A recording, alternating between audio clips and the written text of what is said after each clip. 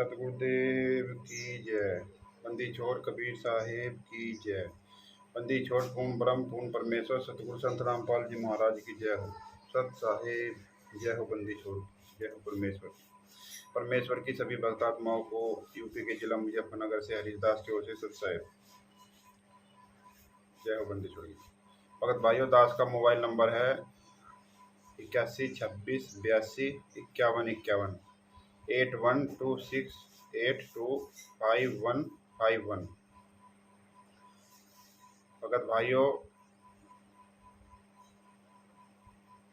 ये जो भगत समाज संत रामपाल जी महाराज जी के जो अपने आप को शिष्य कहते हैं, जो इस राष्ट्रीय समाज सेवा समिति के पीछे आंख मीच कर चल रहे हैं, भगत भाइयों, अब तो सारा खुलासा हो गया है। अब तो सारा खुलासा हो चुका है कि इस मैनेजमेंट राष्ट्रीय समाज सेवा समिति RSSS के हत्यारों ने, इन गुंडों ने ही सतलोक आश्रम बरवाला के अंदर 5 महिला और 1 बच्चे की पीट पीट कर दर्दनाक मौत की थी। और आप लोग अभी भी विचार नहीं कर रहे हैं, फिर भी इस मैनेजमेंट के पीछे आंख मीच कर चल रहे हो। भगत भाइयों, जो जगह जगह आश्रम बना रखे इन्होंने फर्जी, इस राष्ट्रीय समाज सेवा समिति ने जगह जगह नाम दान केंद्र चला रहे हैं, जगह जगह पुस्तक बेच रहे हैं। ये स्टेट कोऑर्डिनेटर, डिस्ट्रिक्ट कोऑर्डिनेटर, भगत भाइयों, इनकी कोई संस्था नहीं है, इनका कोई ट्रस्ट नहीं है। सतगुरुदेव जी से इनका कोई मतलब नहीं, संत रामपाल जी महाराज जी से। ये गद्दार मुनिंदर धर्मार्थ ट्रस्ट का नाम उपयोग कर रहे हैं, जबकि मुनिंदर धर्मार्थ ट्रस्ट की जो डीड में लिखा है संत रामपाल जी महाराज का, उसमें कोई नाम नहीं है। कबीर साहब का उसमें कोई नाम नहीं है। उसमें ये केवल लिखा है कि ये रंधावा खत्री, जो इसका चेयरमैन है, मुनिंदर धर्मार्थ ट्रस्ट का चेयरमैन रंधावा खत्री, ये सिर्फ आपको सत्संग सुना सकता है। इसकी डीड में ये लिखा हुआ है, ना कि ये लिखा हुआ है कि संत रामपाल जी महाराज या कबीर साहब का ये सत्संग सुना सकते हैं। नहीं सुना सकते भगत भाइयों। आप इनसे डीड मांगो, मुनिंदर धर्मार्थ ट्रस्ट की डीड मांगो, इनसे प्रमाण मांगो, क्योंकि इनके पास नहीं है भगत भाइयों। और जहाँ भी ये फर्जी पुस्तक बेचते हुए मिल जाए, फर्जी सतलोक आश्रम चलाता मिल जाए, तो इनके ऊपर जूते चलाओ, जूते। जहाँ भी ये फर्जी पुस्तक बेचने वाले मिल जाए, 50 जूते बड़ा मारो इनके सिर पे, इनकी थोपड़ा खराब कर दो। इतने जूतों से इनको मारो, इन गद्दारों ने। इनने संत रामपाल जी महाराज का नाम मिट्टी में मिला कर रख दिया। भगत भाइयों, करोत्था कांड से लेकर छुड़ानी, करोत्था कांड, बरवाला कांड से मैं जितने इस मैनेजमेंट के गुंडे हत्यारों ने जितनी हत्याएं की है, उन सब का खुलासा बंदी छोड़ने संत रामपाल जी महाराज की जजमेंट फाइल के अनुसार बनाई गई पुस्तक ज्ञान अमृत एवं षड्यंत्र का विष नामक पुस्तक से बंदी छोड़ने खुलासा संपूर्ण करवा दिया है। इस राष्ट्रीय समाज सेवा समिति का, अर्थात इस RSSS का, जो सतलोक आश्रम बरवाला जिला हिसार हरियाणा के अंदर इन्होंने 5 महिला और 1 बच्चे की निर्ममता से हत्या की थी।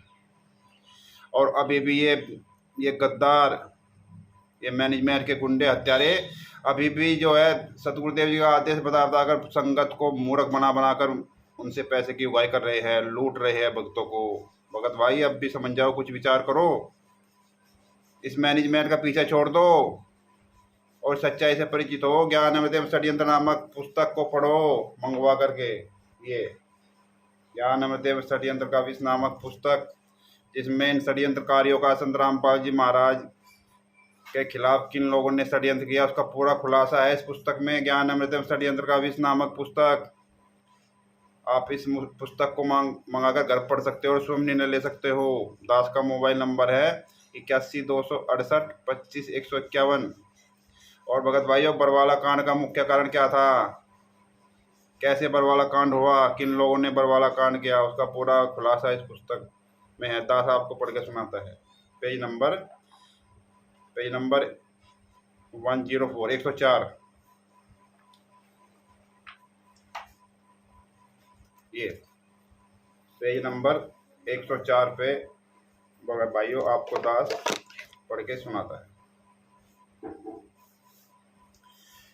2014 ईस्वी में बरवाला घटना होने का वास्तविक कारण क्या था?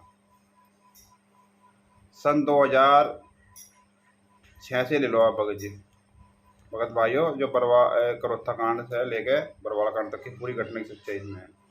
सन 2006 ईस्वी में करोत्था कांड कारित हुआ था, जिस कांड में संत रामपाल जी महाराज के साथ 38 लोगों पर हत्या का FIR दर्ज हुआ था। 2006 में संत रामपाल जी महाराज के साथ 38 लोगों पर हत्या यानी FIR दर्ज हुआ था, करोत्था कांड का था। इस केस में गुरुजी का भाई महेंद्र उर्फ मोहनलाल, जिसने अपना नाम बदलकर इस महेंद्र गद्दार ने अपना नाम बदलकर उर्फ मोहनलाल कर दिया, ये वही महेंद्र है, न्यायालय में भगोड़ा घोषित हुआ था 2006 में। संत रामपाल जी महाराज इस मुकदमे में लगभग 22 माह जेल में बिताने के बाद अपने व्यक्तिगत बंद पत्र यानी पर्सनल बॉन्ड पर जमानत पर रिहा हुए। ये देख लो भगत भाइयों, इन गद्दारों ने कैसा षड्यंत्र किया। संत रामपाल जी महाराज मुकदमा में लगभग 22 माह जेल में बिताने के बाद अपने व्यक्तिगत बंद पत्र यानी पर्सनल बॉन्ड पर जमानत पर रिहा हुए। ये देख लो, ये हराम खोर गद्दार जहाँ मिल जाए इनको वहीं जूतों से मारो, 150 जूते मारो इनके, थोबड़ी बिगाड़ दो इनकी, भड़ाभड़ मारो इनके जूते, 50 जूते। इन नालायकों ने इसमें सबूत सहित लिखाया है। 22 महीने में जब जेल में रही, 22 महीने जब इस मैनेजमेंट ने अर्थात संत रामपाल जी महाराज के कलयुगी परिवार ने किसी ने भी संत रामपाल जी महाराज की जमानत नहीं करवाई, तब न्यायालय ने अपने पर्सनल बॉन्ड पर संत रामपाल जी महाराज को जमानत दी थी भगत भाई।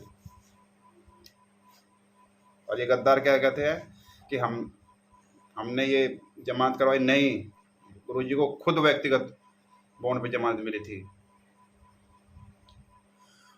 और पुनः बरवाला के छोटे आश्रम में सत्संग करने लगे। करोत्था आश्रम को 2006 ईस्वी में पुलिस प्रशासन ने अपने कब्जे में कांड होने के एक दिन बाद ही ले लिया था। 2009 ईस्वी में करोत्था आश्रम संत रामपाल जी महाराज को वापस करने का न्यायालय का आदेश हुआ। संत रामपाल जी महाराज के विरोधी यानी ये महेंद्र उर्फ मोहनलाल, ये भगोड़ा जो घोषित था ये 2006 में, और इसके सहयोगी ये जो इसके विरोधी थे संत रामपाल जी महाराज को ये गवारा नहीं था, संत रामपाल जी महाराज के विरोधियों को ये गवारा नहीं था कि आश्रम उन्हें वापिस हो, यानी संत रामपाल जी महाराज को ये आश्रम दोबारा मिले, इन्हें यह गवारा नहीं था। इसलिए वे हाई कोर्ट चंडीगढ़ के 2009 ईस्वी के आदेश के खिलाफ सुप्रीम कोर्ट नई दिल्ली में अपील के लिए चले गए। इन हरामखोरों को ये गवारा नहीं था कि संत रामपाल जी महाराज को आश्रम दोबारा वापस मिल जाए। हराम जादो, जहाँ भी तुम मिलोगे तुमको जूतों से पीटा जाएगा, तुम्हारे गलों में जूतों की माला डाली जाएगी, 50 जूते मारेंगे तुम्हारे थोबड़े पर और तुम्हारी शक्ल बदली जाएगी। हरामखोरो, तुमने वो इतना घिनौना अपराध किया है। 5 महिला और एक बच्चे को तुमने आश्रम के अंदर तड़पा के मार डाला। ये देखो के 2009 ईस्वी के आदेश के खिलाफ सुप्रीम कोर्ट नई दिल्ली में चले गए अपील के लिए। सुप्रीम कोर्ट नई दिल्ली ने सन 2013 में अपील खारिज करते हुए करोत्था आश्रम संत रामपाल जी महाराज को वापस करने का निर्देश दिया। अर्थात सन 2013 में इन संत रामपाल जी महाराज के विरोधियों की अपील को खारिज करते हुए करोत्था आश्रम संत रामपाल जी महाराज को सुप्रीम कोर्ट ने वापस करने का निर्देश दिया कि संत रामपाल जी महाराज को ये आश्रम दे दो। ये सुप्रीम कोर्ट के आदेश थे। संत रामपाल जी महाराज के विरोधी थे, जो विरोधी घटक दल को यह अच्छा नहीं लगा कि संत रामपाल जी महाराज को आश्रम मिल जाए, किसी भी कीमत पर वापस नहीं करना चाहते थे। किंतु चूंकि सुप्रीम कोर्ट का आदेश था, इसलिए कोई कुछ चाहकर भी वापस करने से रोक नहीं सकता था। इस दृष्टि से काफ़ी तनाव की स्थिति बन गई थी, काफ़ी जन की हानि की संभावना बन गई थी। इसलिए चंद लोगों द्वारा इस समस्या को सुलह के आधार पर निदान करने का प्रयास किया गया। इसके लिए कुछ सरकारी प्रतिनिधि आश्रम में आकर संत रामपाल जी महाराज से समझौता पर बात करके तनाव को समाप्त करना चाहते थे। ये देख लो भगत भाइयों, सरकारी प्रतिनिधि आश्रम में आकर संत रामपाल जी महाराज से समझौता पर बात करके तनाव को कम करना चाहते थे, यानी फैसला करवाने चाहते थे। मगर बरवाला आश्रम में अपने आप को प्रबंधक कमेटी घोषित करने वाले ये मुखिया RSSS के गुंडे घोषित करने वाले प्रतिनिधि को समझौता के बिंदु पर बातचीत करने के लिए सतगुरुदेव तक नहीं पहुंचने देते थे और अपने स्तर से बात करके ही कोई सुलह समझौता नहीं चाहते थे, उन्हें आश्रम से वापस लौटा देते थे। ये देख लो, ये इस कमेटी, ये जो कमेटी थी RSSS की हरामखोर, ये जो समझौते के लिए आता था आश्रम में संत रामपाल जी महाराज से बात करने के लिए, इस संत रामपाल जी महाराज से नहीं मिलने देते थे। अपने आप को प्रबंधक कमेटी के सदस्य, अपने आप को सुप्रीम पावर मान के आश्रम से ही अपने स्तर से वापस लौटा देते ताकि इनका समझौता ना हो। ये गद्दार जहाँ भी मिल जाए पुस्तक बेचते हुए, सतलोक आश्रम बरवाड़ा में नाम देते हुए, नामदान केंद्र में जहाँ फर्जी स्टेट कोऑर्डिनेटर, क्वाड कोऑर्डिनेटर मिल जाए, इनको जूतों से मारो, इनको जूतों से इनकी शिकल बिगाड़ दो, इतने जूतों से इनको पिटो। हरामखोर जहाँ मिल जाए, मैं तो तुमको जूते से छोड़ूंगा नहीं, जहाँ भी मिल जाए मैं जूतों से मारूंगा तुमको। वापस लौटा देते, अपने स्तर से बात करके ये जो है, जो वहाँ पे जो सरकारी समझौते के लिए आते थे, उनको वापस लौटा देते। इस बात की जानकारी सतगुरुदेव जी को नहीं थी कि आश्रम में कोई समझौते के लिए आया है। इस बात की जानकारी इन गद्दारों ने संत रामपाल जी महाराज को नहीं दी। इधर तनाव का गोला गर्म से गर्म होता गया। अंत में आखिरी में एक सरकार ने अपना मंत्री और भेजा, JP, समझौते के बिंदु पर बात करने के लिए आश्रम में आए। इनसे भी प्रबंधक कमेटी ने पहले तो समझौते की बात करने से मना कर दी, किंतु जब बहुत से भगत गण के कहने सुनने पर प्रबंधक कमेटी उन्हें, यानी मंत्री को, गुरुजी से नहीं मिलाकर मनमाना आचरण करने वाले प्रबंधक कमेटी स्वयं गुरुजी के समक्ष उनके समझौतों से प्रार्थना को रखे। इस पर संत रामपाल जी महाराज ने मनमानी करने वाली प्रबंधक कमेटी से, ये देख लो भगत भाइयों, मनमानी करने वाली प्रबंधक कमेटी अर्थात ये RSSS के गुंडे, 2006 में इन्होंने ये राष्ट्रीय समाज सेवा समिति नाम नहीं रखा था उस समय। ये 2006 की ये घटनादास आपको बता रहा है, उस समय ये प्रबंधक कमेटी का इसमें नाम दिया है। प्रबंधक कमेटी कहो, RSSS कहो, मैनेजमेंट कहो, राष्ट्रीय समाज सेवा समिति को, बाद में चल के इन्होंने ये RSSS का निर्माण किया।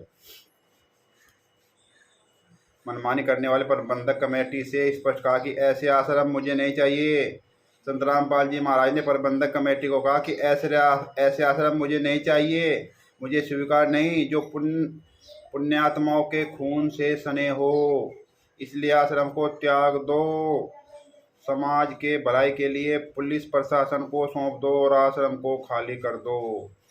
ये गुरुजी के आदेश थे।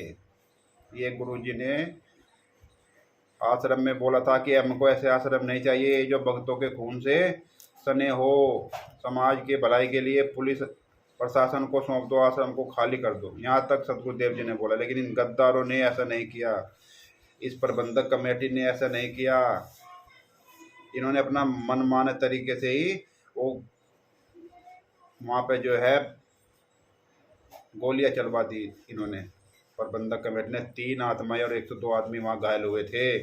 इस प्रबंधक कमेटी को अर्थात RSSS के गुंडों को जहाँ भी मिल जाए, हरामजादे, इनको जूतों से मारो, 50 जूते मारो इनको और इनकी थोपड़े, इनकी शकल बिगाड़ दो इनकी, भगत भाइयों, ये सच्चाई जानने के बाद।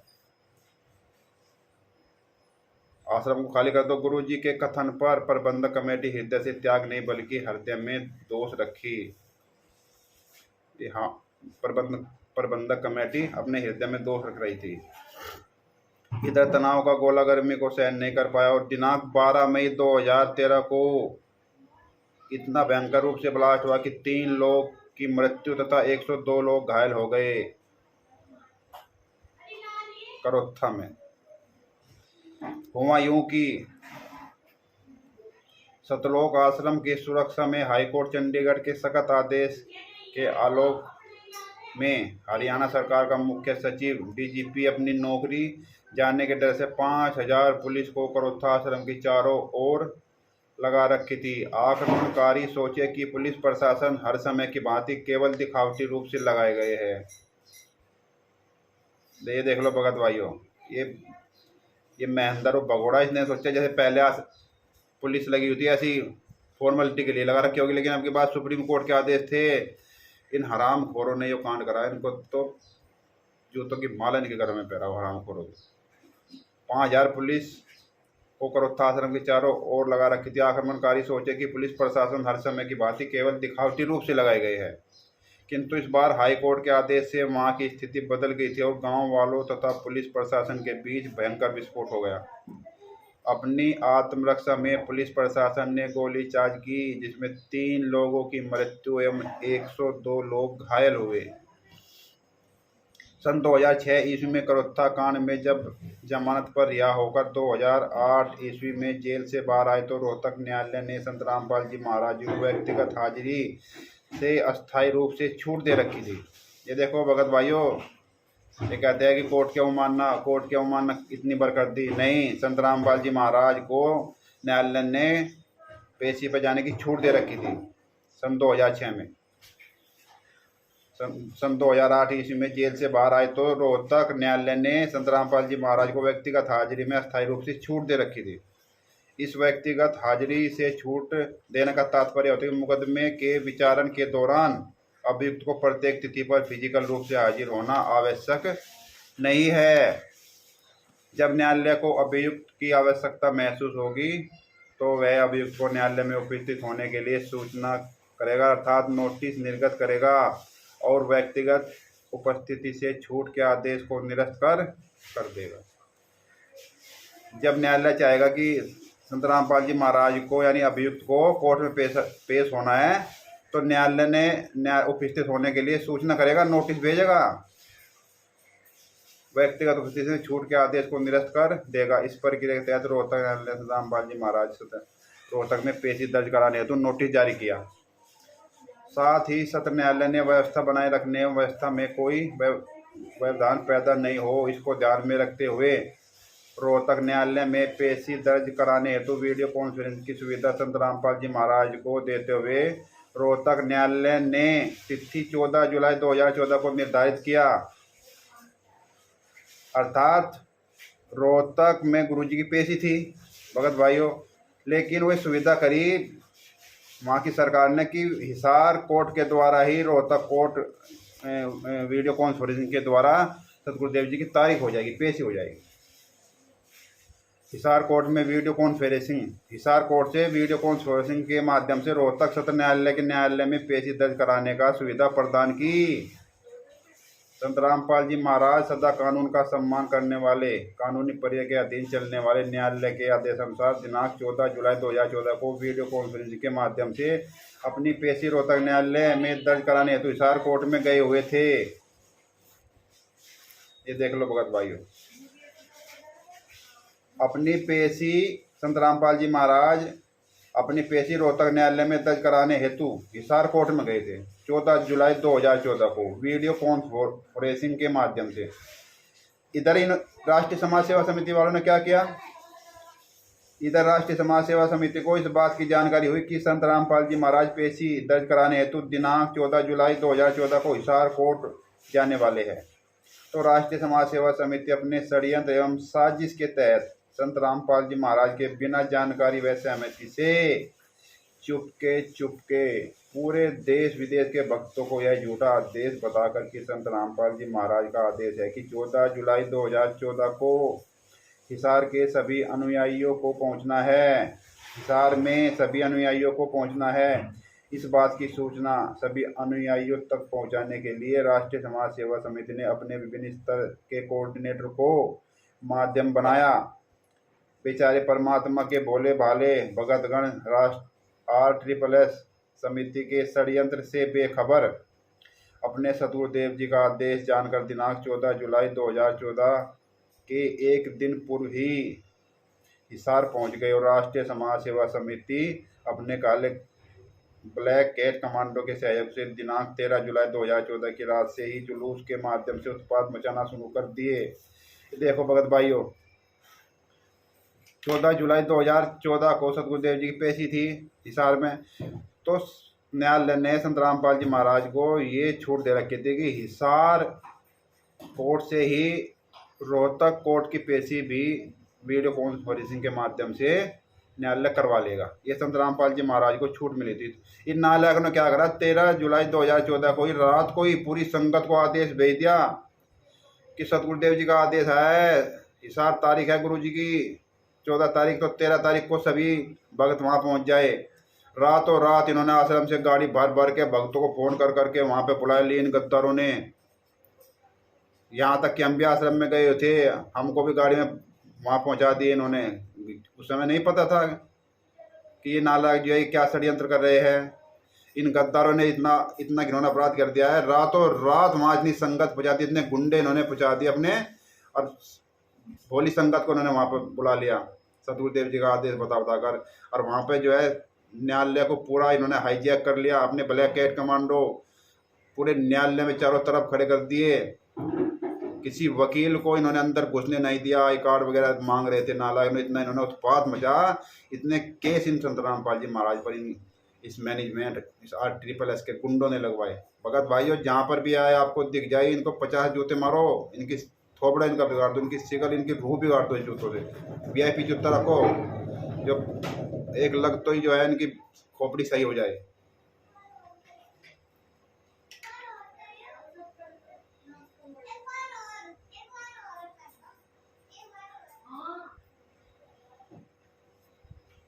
दिनांक 14 जुलाई 2014 को राष्ट्रीय समाज सेवा समिति के आदेश पर ब्लैक कैट कमांडो द्वारा हिसार कैंपस को चारों ओर से घेर अपने कब्जे में ले लिया तथा ब्लैक कैट कमांडो द्वारा वकीलों को हिसार कोर्ट कैंपस के अंदर जाने से रोकने लगे। उनकी पहचान पत्र दिखाने को कहने जाने लगे।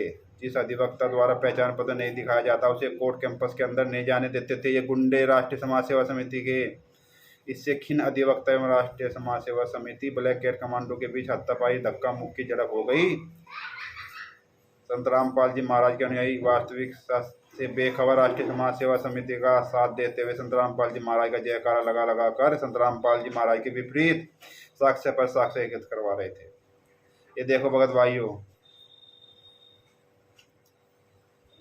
ये ब्लैक कैट कमांडो वकीलों को अंदर नहीं जाने दे रहे थे, जिससे खिन अधिवक्ता राष्ट्रीय समाज सेवा समिति ब्लैक कैट कमांडो भी हाथापाई हो गई, धक्का मुक्की हो गई। संत रामपाल जी महाराज के अनुयायी वास्तविकता से बेखबर थे। राष्ट्रीय समाज सेवा समिति का साथ देते हुए संत रामपाल जी महाराज के जयकारे लगा रहे थे और वे वहाँ पे जो है वकीलों से झगड़ा कर रहे थे। और संत रामपाल जी महाराज के शीश से जयकारा लगाए थे। तो जितने भी ये केस बने संत रामपाल जी महाराज पर इन गुंडों ने सारे केस लगवाए। इन हरामखोरों को जूतों से पीटा जाएगा। जहाँ भी तुम नालायक मुझको मिल गए, मैं तो तुमको जूतों से मारूंगा ही मारूंगा, तुमको नहीं छोड़ूंगा अब की बार जो है। हरामखोर तुम जो है संत रामपाल जी महाराज को तुमने जो है निर्दोष होते हुए भी आजीवन मरते दम तक की सजा करवा दी। ये अपराध तुम लोगों ने किया है, इसमें सब सच्चाई लिखी हुई है। तुमने कैसे कोर्ट को, कैसे न्यायालय को हाईजैक किया, आरोप केस तुमने संत रामपाल जी महाराज पर लगवा दी। हरामखोर, रखो थोड़ा समय का इंतजार करो, समय आने दो, तुम्हारी तो सब बंदी छोड़ ऐसी तैसी करवाएंगे।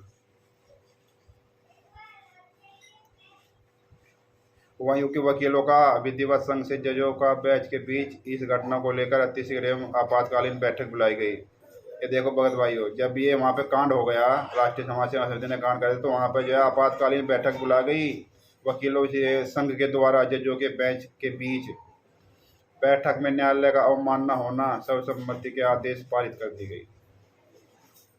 ये देखो यहाँ पे जो है अवमानना का केस लगवाया गुंडों ने।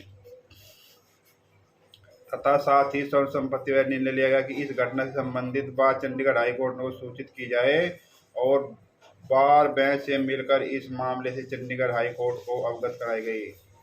वहाँ प्रश्न उत्पन्न हुआ कि यह घटना जिसके द्वारा कारित किया या कराया गया, जवाब में आया कि सभी ने जयकारा संत रामपाल जी महाराज का लगा रहे थे, तो उन्हीं के कमांडो अन्य पक्षधर लोग थे।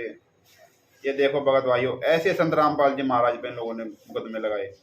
लड़ाई झगड़ा वकीलों के साथ ये कर रहे थे न्यायालय में, और बाहर राष्ट्रीय समाज सेवा समिति से बेखबर संत रामपाल जी महाराज किसी से जयकारा लगा रहे थे। और जजों की बेंच वकीलों का विधिवत आपातकालीन बैठक बुलाई गई। न्यायालय की अवमानना होना सर्वसम्मति से आदेश पारित की गई। और वहाँ प्रश्न उत्पन्न हुआ कि यह घटना किसके द्वारा कारित किया गया। जवाब में आया कि सभी ने जयकारा संत रामपाल जी महाराज जी का लगा रहे थे, तो उन्हीं के कमांडो एवं अन्य पक्षधर के लोग थे। न्यायालय अन्य किसी का नाम नहीं जानती थी। जयकारा में केवल संत रामपाल जी महाराज का नाम आया करता था। देख लो कितनी विडंबना है भगत भाइयों। और आप लोग ये सारी सच्चाई जानने के बाद भी फिर इस राष्ट्रीय समाज सेवा समिति का साथ दे रहे हो। आप जानबूझकर साक्षी तज रहे हो भगत भाइयों, आप जानबूझकर साक्षी तज रहे हो। इन हराम खोर को जहाँ कहीं दिखाई दे जाए, किताब बेचते हुए, संत रामपाल जी महाराज के नाम से आश्रम चलाते हुए, नामदान दीक्षा देते हुए, स्टेट कोऑर्डिनेटर, इनको जूतों से मारो भगत भाइयों। आप जानबूझकर साक्षी तज रहे हो। ये सारे प्रमाण इस पुस्तक में लिखे हुए हैं। संत रामपाल जी महाराज की जजमेंट के अनुसार आप खुद अपनी आंखों से देखकर सच्चाई जान सकते हो। ये सारे गद्दारी मैनेजमेंट अर्थात इस जो है महेंद्र भगोड़ा की सब मैनेजमेंट ने की आरोप संत रामपाल जी महाराज पर लगा दिए। इसलिए चंडीगढ़ हाई कोर्ट ने सु मोटो माना के संत रामपाल जी महाराज के विरुद्ध दायर कर हाई कोर्ट के रजिस्टर का निर्देश जारी कर दिया। रजिस्ट्रार का प्रतिनिधि आया कि यह मामला प्रथम दृष्टया न्यायालय के अवमानना का बनता है। प्रतिवेदन के आधार पर संत रामपाल जी महाराज के खिलाफ दिनांक 21 जुलाई 2014 को अवमानना का केस दायर हुआ, जिसका नंबर CROCP 12/2014 है। इसमें दिनांक 8 अगस्त 2014 को सतगुरुदेव जी को उपस्थित होने व मामले के कारण देने के लिए तिथि निर्धारित हुआ। ये भगत भाइयों, ये देख लो इन गद्दारों ने कैसे संत रामपाल जी महाराज पर कैसे इन्होंने अपराध लगा कर सजा करवाई है, जबकि संत रामपाल जी महाराज निर्दोष होते हुए भी इन लोगों ने दोषी करार दुआ दिया।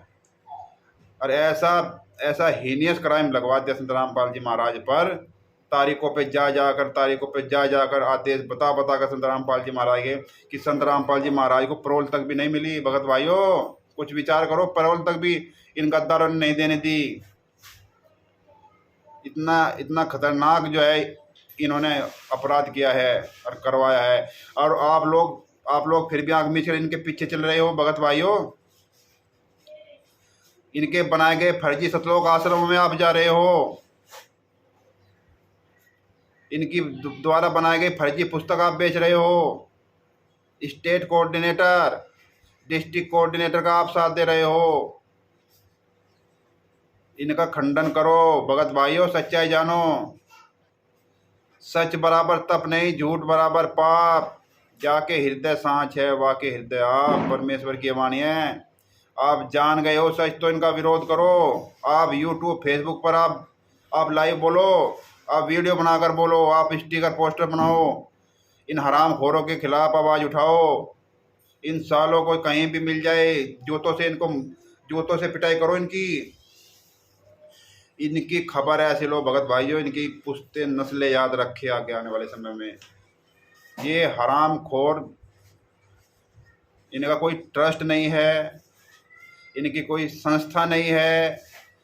ये मुनिंदर धर्मा ट्रस्ट का लोगो लगाते हैं, जिससे संत रामपाल जी महाराज का कोई लेना देना नहीं है, जिससे कबीर साहब का कोई लेना देना नहीं है। उसकी पूरी डीड में इनका कोई नाम नहीं है। उस डीड में मुनिंदा धर्मार्थ ट्रस्ट की डीड में लिखा हुआ है कि ये रंधावा खत्री इसका जो चेयरमैन है यही सत्संग सुनाएगा। भगत भाइयों, आप स्वयं इनसे मांगो सबूत। मुनिंदा धर्मार्थ ट्रस्ट का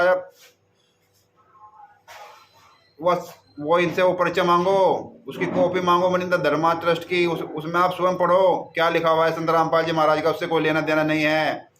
अरे ये हराम खोर क्या करते हैं, ये रंधावा खत्री के गुंडे, ये जहाँ भी मिल जाए इनको तो मैं जूतों से इनकी खाल तारूंगा, 50 जूते मारूंगा तब इनको एक गुनूंगा, इनकी खोपड़ी खराब करूंगा।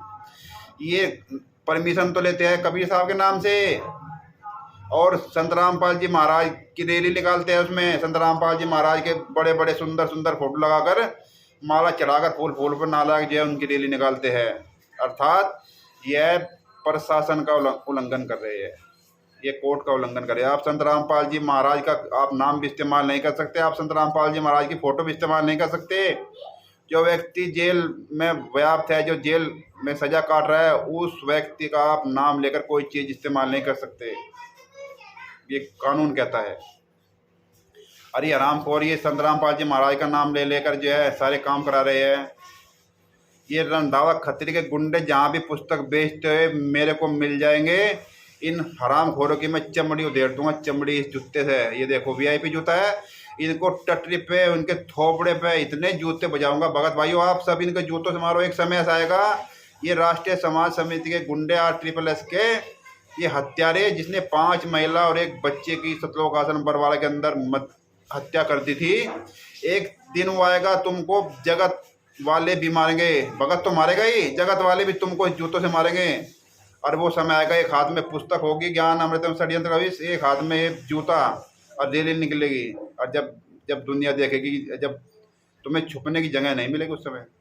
अभी भी समय है, नालायक को सुधर जाओ।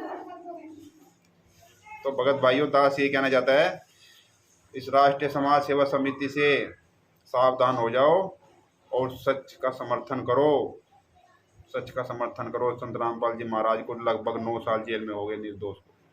तो दास आपसे यही प्रार्थना करना चाहता है कि एक बार ये पुस्तक अवश्य पढ़े, ज्ञान एवं षड्यंत्र का विष। और दास का YouTube चैनल है यथार्थ सत्य की ओर अध्यात्म पथ। आप इस चैनल को लाइक करो, कमेंट्स जरूर करो और सब्सक्राइब करो। और दास जो भी वीडियो बनाता है आप उसको जो है अपने चैनल पे सबसे पहले देख सकते हो, सच्चाई से आप रूबरू हो सकते हो।